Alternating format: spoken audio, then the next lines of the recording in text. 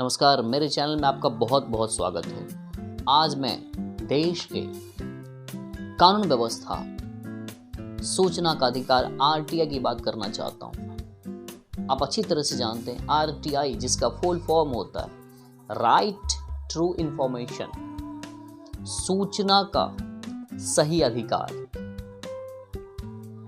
हमारे देश में भ्रष्टाचार पर लगाम कसने के लिए, भ्रष्टाचार पर लगाम लगाने के लिए 12 मई 2005 को संसद में आरटीआई कानून पारित हुआ। राष्ट्रपति के मंजूरी के बाद 12 अक्टूबर 2005 ईस्वी को जम्मू कश्मीर को छोड़कर पूरे देश में लागू किया गया। अब हम बारीकी से बात करना चाहते हैं कि भाई आरटीआई है क्या। आरटीआई एक कानून व्यवस्था है। मैंने कहा कि देश में भ्रष्टाचार, हमारे देश में भ्रष्टाचार पर लगाम कसने के लिए सरकारी कर्मचारी को मनमाने ढंग से, हमारे सरकारी कर्मचारी मनमानी ढंग से काम ना करे, इसके लिए देश में आरटीआई कानून लागू की गई, जिसके तहत आप देश के बड़े अधिकारी, छोटे अधिकारी से लेकर बड़े अधिकारी तक से आप हिसाब किताब, आय व्यय की जानकारी ले सकते हैं। यह अधिकार भारत के सभी नागरिकों को प्राप्त है। आरटीआई के तहत देश की छोटी संस्था, पंचायत हो, जिला हो या राज्य हो, केंद्र सरकार, राज्य सरकार, किसी से भी आप आरटीआई के तहत सूचना प्राप्त कर सकते हैं, जानकारी ले सकते हैं कि इस बजट की वर्तमान स्थिति क्या है, इस बजट में कितना आय व्यय हुआ, इसकी जानकारी आप आसानी से ले सकते हैं। आरटीआई के तहत नियम कहते हैं कि अगर आप आरटीआई लगाते हैं, जिस दिन आपने आरटीआई लगाया उस दिन से लेकर 30 दिन के भीतर आपको जानकारी प्राप्त होनी है। ये आरटीआई का नियम कहता है।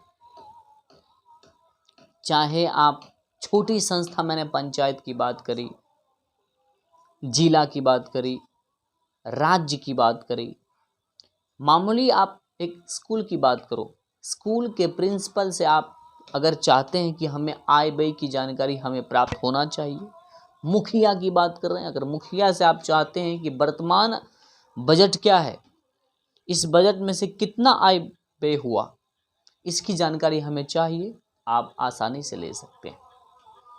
क्योंकि यह कानून भ्रष्टाचार पर लगाम लगाने के लिए ही यह कानून 12 मई 2005 को संसद में पारित किया गया था और राष्ट्रपति के मंजूरी के बाद जम्मू कश्मीर को छोड़ करके पूरे देश में 12 अक्टूबर 2005 को लागू कर दिया गया था। हम देश का नागरिक है, इसीलिए हमें देश की वर्तमान स्थिति, कानून व्यवस्था,